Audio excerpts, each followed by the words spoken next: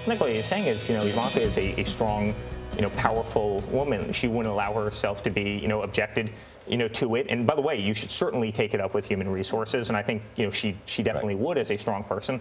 At the same time, I don't think she would allow herself to be subjected to that. And I think this is what Eric Trump told us yesterday, defending his father Donald Trump's controversial comments about workplace harassment.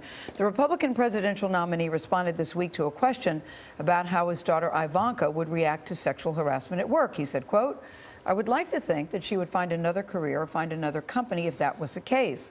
Donald and Eric Trump's comments sparked a national debate. CBS News contributor and New York Times correspondent Jodi Kantor is here, along with CBS News legal expert, that's Rikki Klieman, a.k.a. Mrs. Bratton, joins us at the table. Welcome to you both.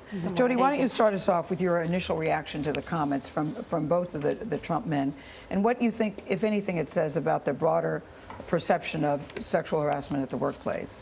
Well, I've interviewed many women in different industries over the years who say they've been sexually harassed in the workplace.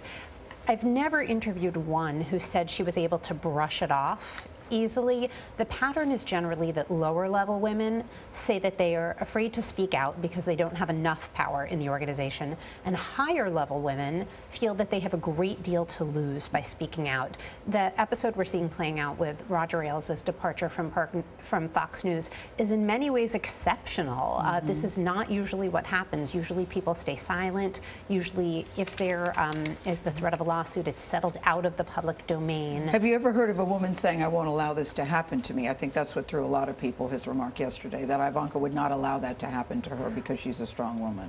Well, these things are complicated, right? And it's possible to both push back and still feel wounded by it.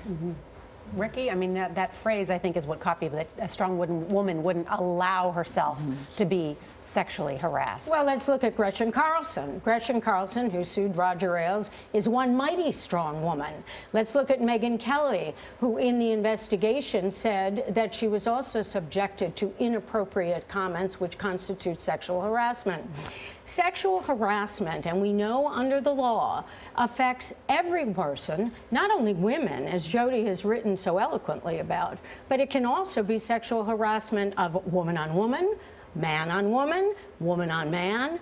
That sexual harassment knows no boundaries, but the usual victims are women, strong or weak. I guess the question, too, what Donald Trump said in this interview, too, that Ivanka would find another career or find another company. The suggestion that it's the woman's responsibility on her own to remove herself from a situation where she's being sexually harassed. Is that the right way to look at it? Well, of course, it's the wrong way to look at it completely, because although Ivanka Trump or other women who are fortunate enough to be in a financially secure situation may be able to go find another job, but most of the world cannot. Okay, well then what advice do you have for a woman who is sexually harassed? I think that the sexual harassment advice that any good lawyer would give are the following.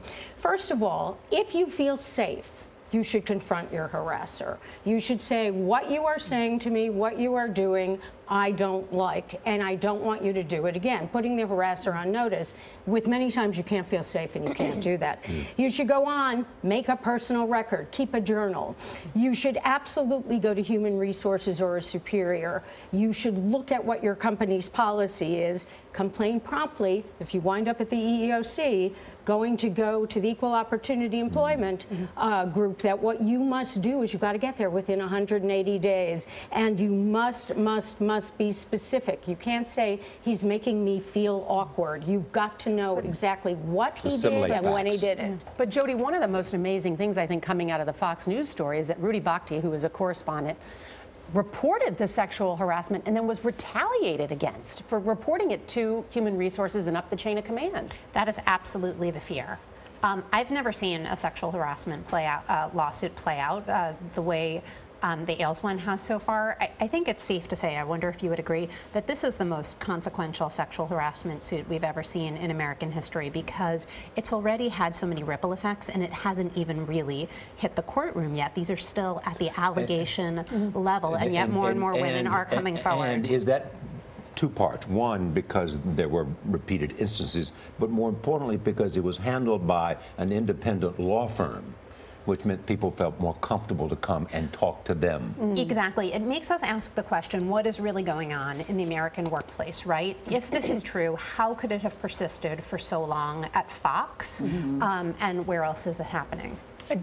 Rikki, one lawyer said to me that the fact that Paul Weiss acted so quickly in terms of 2 weeks after Gretchen Carlson filed this suit, that's a good sign about how corporate America is reacting. I think it's a great sign, because I think that the Roger Ailes lawsuit is one that will really be educational and may prevent more of this. Jodi Kantor and Rikki Klieman, great to have both of you.